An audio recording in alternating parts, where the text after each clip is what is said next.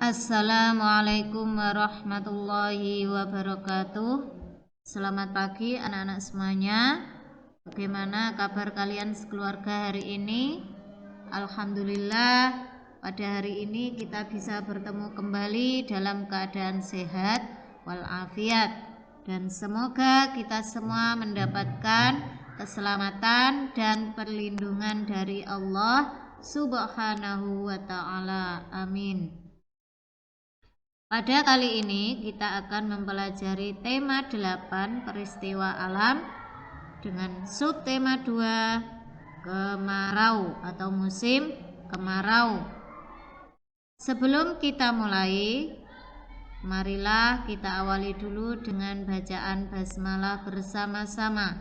Bismillahirrahmanirrahim. Musim kemarau.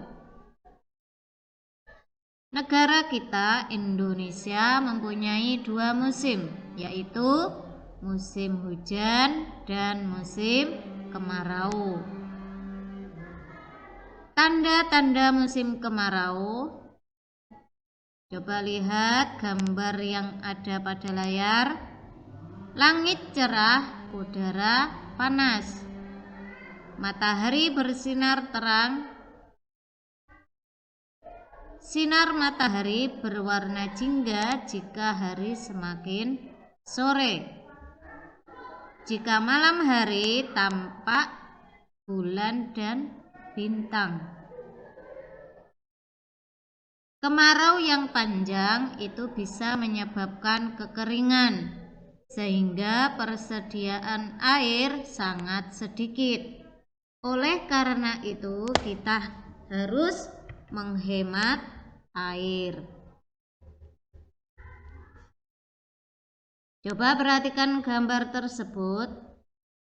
Itu adalah salah satu dari dampak musim kemarau. Orang-orang banyak mengantri untuk mendapatkan air bersih. Mengapa?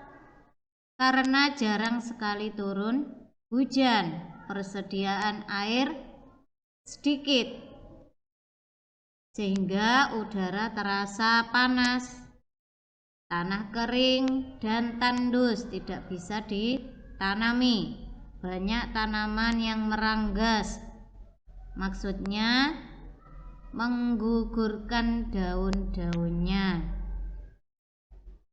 Banyak sawah yang gagal panen karena tadi sumber airnya mengering, persediaan air sangat sedikit. Itu adalah termasuk dampak dari musim kemarau. Kalimat pujian. Masih ingat ya kalian dengan kalimat pujian? Coba perhatikan contoh berikut.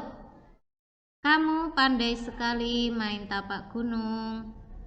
Wah, terima kasih, pujianmu membuat hatiku senang. Itu adalah salah satu contoh kalimat pujian. Hargailah temanmu yang memiliki kepandaian tertentu. Pujilah ia sesuai kepandaiannya. Namun jangan lupa, jika dipuji, ucapkan terima kasih. Jelas anak-anak ya? Sekarang, apa saja aturan untuk menghemat air? Di antaranya, menyiram tanaman pagi dan sore menggunakan air bekas cucian beras. Daripada air bekas cuciannya tadi dibuang, ya kita gunakan saja untuk menyiram tanaman biar tidak mubazir. Kemudian menutup keran air dengan rapat setelah digunakan. menaburkan kompos daun di sekitar tanaman. Mengapa kok pakai kompos daun? Karena kompos daun itu bisa menyimpan air lebih lama. Jadi yang kita gunakan untuk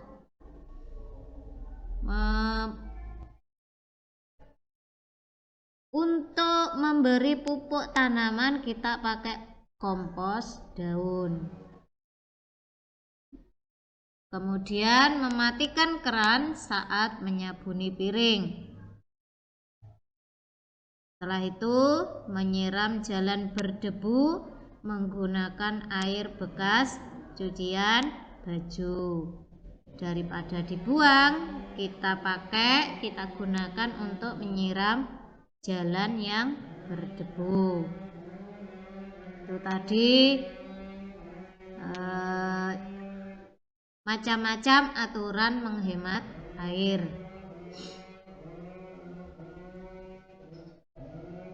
Itu tadi kalau di rumah. Sekarang kalau menghemat air di sekolah itu bagaimana? Yang pertama, gunakan air bersih untuk minum dan cuci tangan. Matikan keran setelah digunakan. Setelah itu, jika keran bocor, segera saja diganti, biar nanti airnya tidak terbuang. Yang terakhir, siram tanaman dengan air secukupnya. Itu cara-cara menghemat air di sekolah.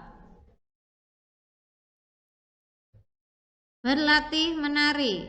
Kalian pernah ya latihan menari? Bagaimana gerakannya? Badan, tangan, dan kaki digerakkan. Tangan terentang, lalu berayun.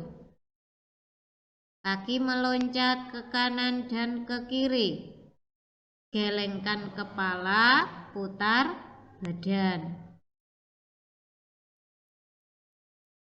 Gerakkan tubuh sesuai irama dengan ikuti hitungan. Itu cara-cara berlatih menari.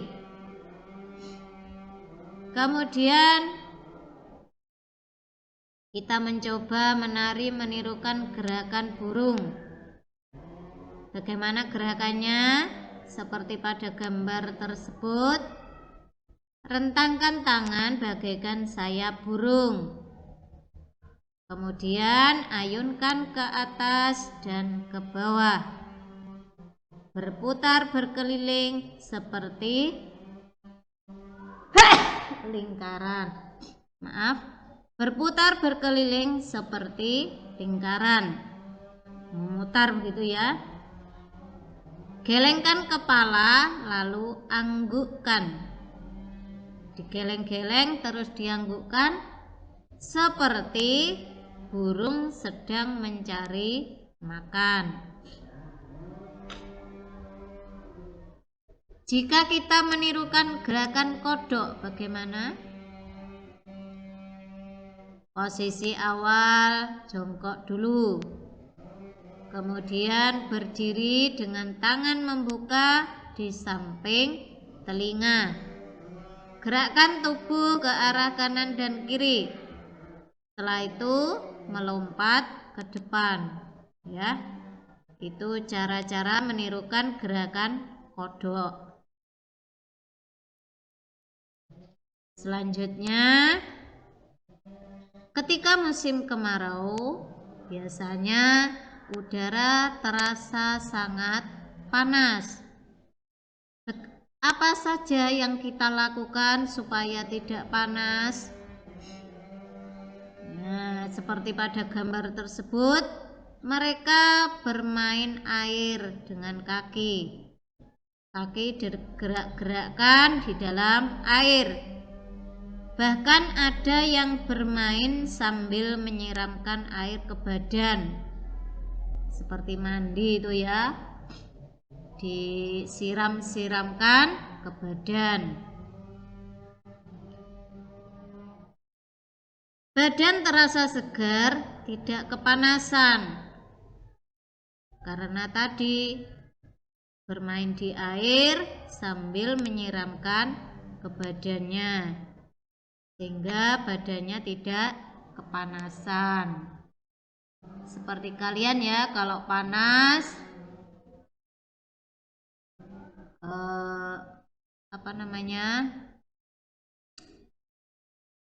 itu kaki dimasukkan ke air biar tidak panas atau gerah.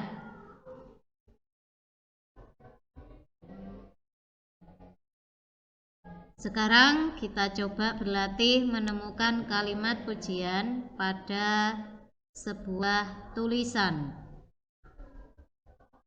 Coba simak tulisan berikut. Alamku yang indah. Suatu pagi pada musim kemarau, matahari bersinar amat cerah. Langitnya tampak sangat biru, indah sekali. Awan putih bersih menghiasi langit. Burung-burung berkicau di atas pohon. Nah, kita coba mana yang termasuk kalimat pujian. Nah, itu ya. Langitnya tampak sangat biru, indah sekali. Itu termasuk kalimat pujian, memuji ciptaannya Allah. Sekarang kita mencoba lagi. Merdu sekali kicauan burung itu. Kupu-kupu beterbangan di antara bunga. Tercium aroma bunga yang semerbak. Wangi sekali aroma bunga itu. Angin bertiup sepoi-sepoi amat sejuk. Kuhirup napas dalam-dalam. Segarnya suasana pagi ini. Nah, kalau yang ini kalimatnya yang mana saja? Kita coba satu persatu. Merdu sekali kicauan burung itu. Berarti masuk kalimat pujian atau bukan? Termasuk kalimat pujian. Kupu-kupu beterbangan di antara bunga? Bukan. Tercium aroma bunga yang semerbak. Kalimat pujian atau bukan? Bukan ya. Wangi sekali aroma bunga itu. Wangi sekali berarti termasuk kalimat pujian.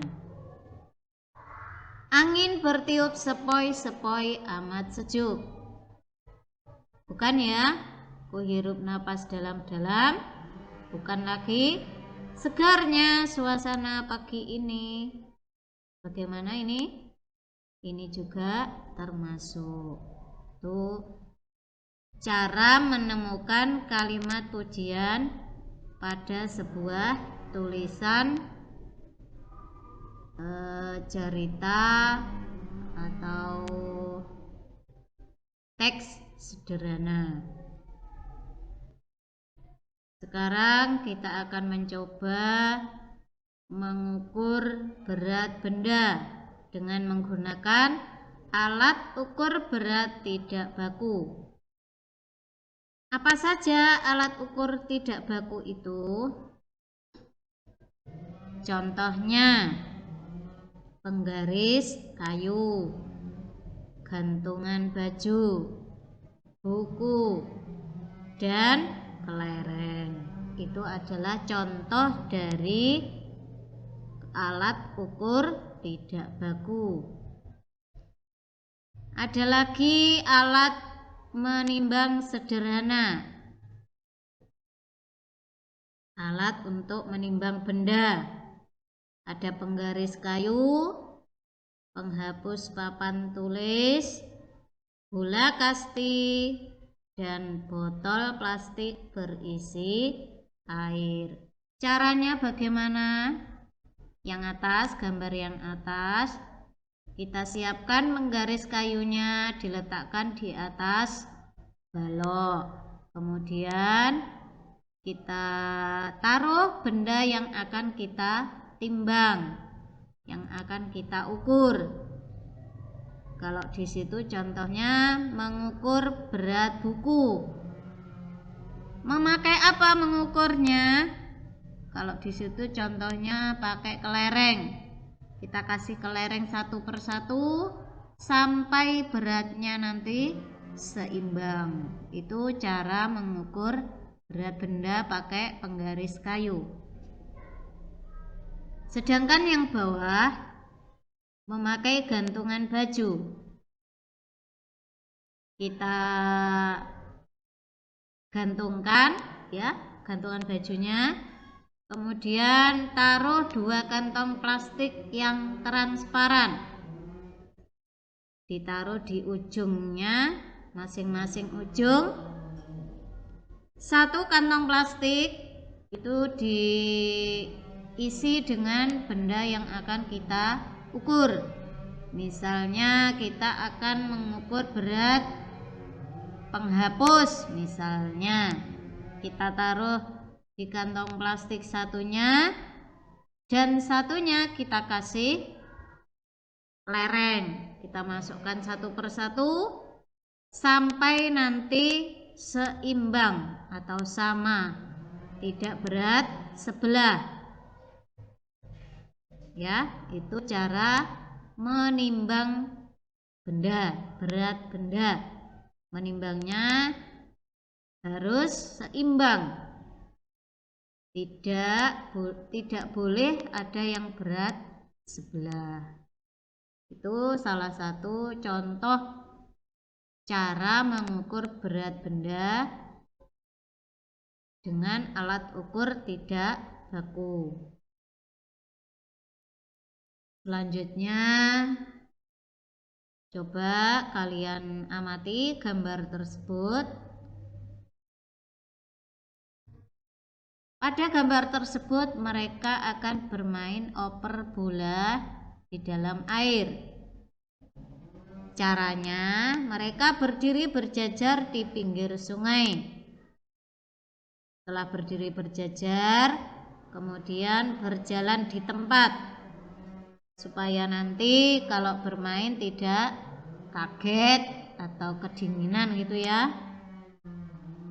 Kemudian jongkok lalu duduk. Nah, seperti pada gambar tersebut. Lalu mereka bermain oper bola. Nah, itu cara-cara berlatih oper bola di dalam air. Kalau sedang bermain di dalam air, jangan langsung bermain ya.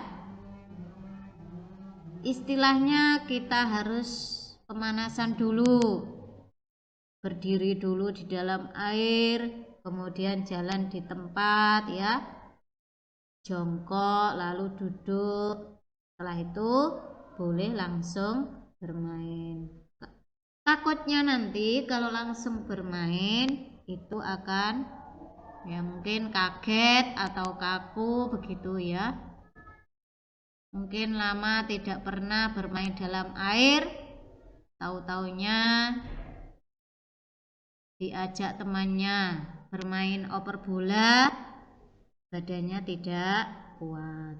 Nah, itu tadi anak-anak pembelajaran tema 8 subtema 2. Kita anggap sudah selesai. Tugas-tugasnya nanti akan menyusul kemudian setelah kalian menonton video ini. Semoga pembelajaran hari ini bermanfaat dan barokah. Kita akhiri dulu dengan bacaan hamdalah bersama-sama. Alhamdulillahirabbil alamin. Selamat belajar, tetap semangat dan tetap jaga kesehatan. Wassalamualaikum warahmatullahi wabarakatuh.